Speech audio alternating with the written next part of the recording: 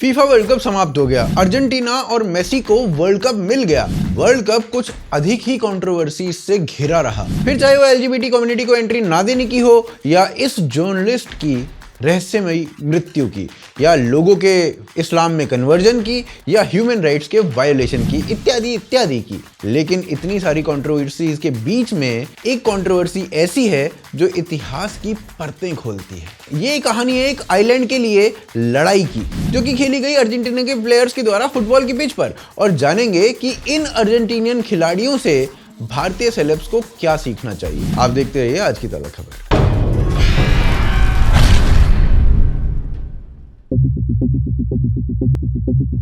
2022 का FIFA world cup 4 देश semifinal में पहुंचे। फ्रांस ने इंग्लैंड को हरा दिया और अर्जेंटीना ने क्रोएशिया को। अर्जेंटीना के प्लेयर्स बहुत खुश थे क्योंकि इंग्लैंड हारा था, और दूसरा अपनी जीत की तो खुशी थी, और उसके बाद उन्होंने इस गाने को चेंजिंग रूम में परफॉर्म कर दिया।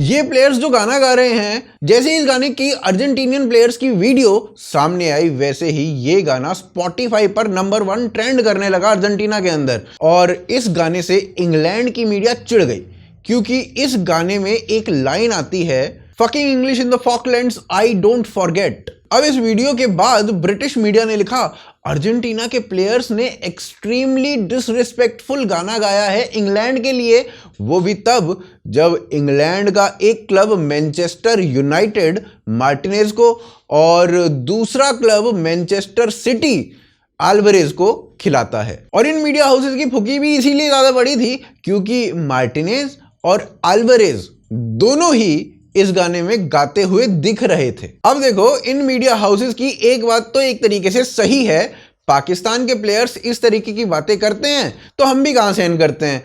फिर चाहे मौला जट हो या गुलाम अली, सबको हमने बैन करा दिया है। उनके प्लेयर्स को भी हम आईपीएल में यहां पर नहीं खेलने देते। तो इंग्लैंड की मीडिया का पॉइंट गलत नहीं है कि इन खिलाड़ियों को प्रीमियर लीग में क्यों खिलाया जाए, पर इंग्लैंड को कदाचित कंप्लेंट नहीं करनी चाहिए, क्योंकि इंग्लैंड के फुटबॉल फैंस जर्मनी से मैच में उनके नेशनल एंथम के समय वर्ल्ड वॉर 2 के गाने गाते हैं। और ऐसा ना एक आधा बार नहीं हुआ है, अनेकों बार हो चुका है।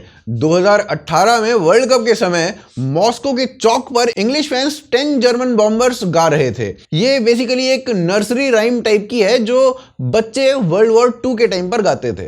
यूरो 2020 के दौरान फुटबॉल एसोसिएशन ने इंग्लिश फैंस से अपील की कि प्लीज जर्मन प्लेयर्स का नेशनल एंथम जब शुरू हो तो थोड़ा रिस्पेक्ट दिखा देना, वो जो 10 जर्मन बॉम्बर्स वाला जो आप गाते हो ना, वो मत गाना। चलो, ये तो फुटबॉल की बात हो गई। जर्मनी फुटबॉल खेलती है और बहुत बढ़िया खेलती है, और द्वेष में आकर इंग्लैंड के फुटबॉल फैंस कुछ ऐसा गा लेते हैं तो समझ में भी आता है। पर साला क्रिकेट, जर्मनी तो क्रिकेट खेलती भी नहीं, फिर भी 12वीं आर्मी 2015 के क्रिकेट वर्ल्ड कप के दौरान 10 जर्मन बॉम्बर्स गा रहे थे। कोई लॉजिक है इस बात का? तो इन्हें अर्जेंटीना के गाने से क्या प्रॉब्लम होनी चाहिए भाई, बताइए? मतलब हमारा कुत्ता कुत्ता, तुम्हारा कुत्ता टॉमी। अब अपने देश की बात को अर्जेंटीना के खिलाड़ियों ने विश्व पटल से रखा, फिर चाहे इससे कोई रुष्ट हो या प्रीमियर लीग के चांस इनके लिए समाप्त हो जाएं, उसकी परवाह नहीं की।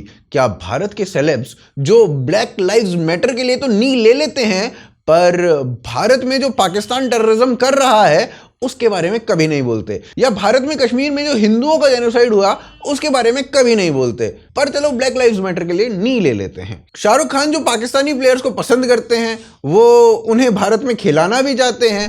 I truly believe Pakistani players are the best T20 players in the world. They are the champions. They are wonderful. पर क्या वो भारत के फेवर में कभी स्टैंड लेंगे कि नहीं, इनका देश तो भारत पर टेररिज्म कर रहा है, इन्हें हम नहीं खिलाएंगे? सलमान खान वहां के आर्टिस्ट्स को यहां पर बुलाना चाहते हैं, तो कब हम विश्व पटल पर अपने देश की बात रखना सीखेंगे? क्या अर्जेंटीना के प्लेयर्स इन भारतीय आर्टिस्ट्स के लिए या प्लेयर्स के लिए इंस्पिरेशन बन सकते हैं?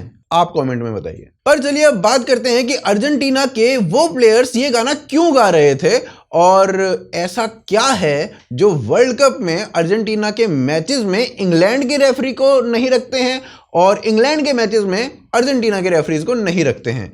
वो अगले अध्याय में देखेंगे। तो फीफा का एक डिसीजन है कि इंग्लिश मैचेस में अर्जेंटीना का रेफरी नहीं होगा और वाइस वर्सा। ऐसा इसलिए है क्योंकि इन दोनों नेशंस का एक इतिहास रहा है। 1982 में दोनों ही देशों के बीच एक भयंकर युद्ध हुआ था जिसमें 900 से अधिक लोग धरातल में समा गए थे, असंख्य ही इंजर्ड हुए थे। एक आइलैंड है जिसका नाम है फॉकलैंड आइलैंड, अर्जेंटीना के बगल में है, जैसे अंडमान निकोबार भारत के बगल में है और इंग्लैंड से हजारों मील दूर है। पर उस आइलैंड पर इंग्लैंड का राज है आज भी। अर्जेंटीना 1833 से लगातार इंग्लैंड को कहती आ रही है कि प्लीज ये हमारी टेरिटरी है, हमारी भूमि है, प्लीज हमें हमारी भूमि वापस दे दो। पर इंग्लैंड तो कहती है कि नहीं, हम तो नहीं दे सकते क्योंकि ये हमारी भूमि है। अब अर्जेंटीना ने 1982 में इस आइलैंड पे इन्वेड कर दिया और लड़ाई प्रारंभ कर दी। लड़ाई तो प्रारंभ कर दी पर इंग्लैंड से जीत पाना कठिन था और थोड़े ही समय में अर्जेंटीना ने सरेंडर कर दिया। अब यहां पर ध्यान देने वाली बात यह है कि फॉकलैंड आइलैंड पर जो लोग रहते हैं वो चाहते हैं कि इस आइलैंड पर ब्रिटेन का ही आधिपत्य रहे। क्यों?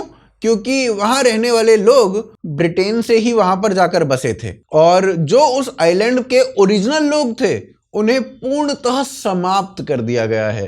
तो अब जो लोग बचे हैं वो ब्रिटिश ओरिजिन के ही लोग बचे हैं, तो उनका झुकाव ऑब्वियसली इंग्लैंड की ओर होगा। मतलब ये ऐसा है जैसे गोवा पर पुर्तगाल का आधिपत्य था और वहां रहने वाले बहुत से लोग अपने आप को आज भी पुर्तगाली डिसेंडेंट का कहते हैं क्योंकि वो वहां से यहाँ आए थे और वो लोग यहीं पर रह गए। तो वर्ल्ड कप के समय वो अक्सर पुर्तगाल को सपोर्ट करते हैं। जैसे ऑस्ट्रेलिया या न्यूजीलैंड के झंडे पर आज भी ब्रिटेन का यूनियन जैक देख सकते हैं। वैसे ये तो भारत के झंडे पर भी लगने वाला था, वो गांधी जी ने सुझाव दिया था कि यूनियन जैक लगा देते हैं, पर थैंकफुली हमने वो आइडिया ड्रॉप कर दिया। पर प्रश्न अभी भी ये कि फॉकलैंड आइलैंड है किसका, वो जानते हैं अगले अध्याय में। सबसे पहली बात ये कि ये भूमि इतनी इंपॉर्टेंट क्यों है। तो इस आइलैंड के पानी के नीचे भारी मात्रा में तेल मिला है और ये भूमि इसी कारण बहुत महत्वपूर्ण हो जाती है। अर्जेंटीना की इकोनॉमी बहुत बढ़िया नहीं कर रही है और यदि ये आइलैंड वो ले लेते हैं तो उनकी इकोनॉमी को एक बहुत बड़ा पुश मिल सकता है। पर बात यही कि ये आइलैंड है किसका। तो भाई सही मायने में देखें तो फॉकलैंड आइलैंड किसी का भी नहीं है इन दोनों में से। जिनका था वो अब नहीं रहे। ब्रिटेन कह रहा है कि भाई हम तो यहां पर 1766 में आ गए थे और ये आइलैंड तभी से हमारी टेरिटरी है। पर यहां पे एक कैच है। कैच ये कि 1766 में ही इस आइलैंड को ब्रिटेन ने स्पेन को बेच दिया था। तो स्पेन ने ये आइलैंड अर्जेंटीना के पैसे से खरीदा होगा क्योंकि स्पेन का आधिपत्य उस समय अर्जेंटीना पर था। अर्जेंटीना ने 1816 में स्पेन से इंडिपेंडेंस ले ली, तो जो भी स्पेन की टेरिटरी थी वो अब सपोजिटली अर्जेंटीना की टेरिटरी हो गई। तो इस आधार पर अर्जेंटीना इस भूमि को अपना बता रहा है इंडिपेंडेंस के बाद से ही और उसके लिए लड़ाई भी कर रहा है। एक बार 1982 में कर चुका है। बात अर्जेंटीना की लॉजिकल लगती भी है। अब पहली बात ये कि भूमि इंग्लैंड की तो किसी भी दृष्टि से नहीं है, वो आए और उन्होंने आधिपत्य कर लिया। दूसरा, इंग्लैंड ने ये भूमि बेच दी थी। अब भाई जब बेच दी थी तो तुम्हें इसका पैसा मिल गया था, तो ये तुम्हारी हुई कैसे। तीसरी बात कि जब ये भूमि स्पेन को बेची गई तो सपोजिटली ये स्पेन की हुई, पर स्पेन को अर्जेंटीना ने भगा दिया, तो अधिकार किसका हुआ? अर्जेंटीना का। यूएन का स्टैंड इस बात पर साफ है कि इस आइलैंड के अपने लोग तो है नहीं, तो इस पर किसी का क्लेम नहीं है। तो जो रूल कर रहा है वो रूल करता रहे, लड़ाई क्यों करनी। बाकी क्या इसी प्रकार का सपोर्ट जैसा अर्जेंटीना के प्लेयर्स ने अपनी कंट्री को दिखाया है वो भी विश्व पटल पर, क्या भारत के सेलेब्स कुछ इस प्रकार का कर पाएंगे? क्या भारत के प्लेयर्स या सेलेब्स कह सकते हैं कि पाकिस्तान हमारा पीओके वापस करे? उन्होंने गिलगित बाल्टिस्तान पर अनाधिकृत रूप से कब्जा कर रखा है। क्या भारतीय प्लेयर्स या सेलेब्स ऐसा बोल सकते हैं? आपको क्या लगता है? आप हमें कमेंट में अवश्य लिखिए। और यदि आप हमें सपोर्ट करना चाहते हैं तो यूपीआई और पेट्रियन के माध्यम से आप सपोर्ट कर सकते हैं। आप देख रहे थे आज की ताज़ा खबर। जय हिंद, जय भारत।